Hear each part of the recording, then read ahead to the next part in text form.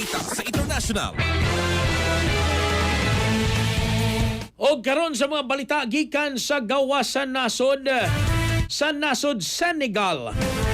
Gipresentar ni Prime Minister Ousmane Sonko ang balaod nun nga magdubli sa maximum nga silot batok sa same-sex relations sa National Assembly of Senegal nga mahimong mosampot ngadto sa 10 ka tuig nga pagkapriso.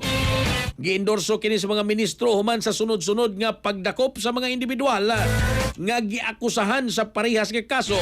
Lakip ang pipila ka mga local celebrities ug mga mamamahayag. Ang balaod nun naglakip usab sa child sex abuse.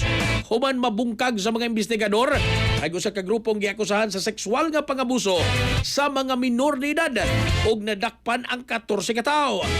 Suma sa maong bill, klarong ilakip sa penal code nga mga sexual acts tali sa parehas sa sex, usa ka act against nature ug mahimong silutan og 3 hangtod sa 7 ka tuig ang mga mag-advocate niini.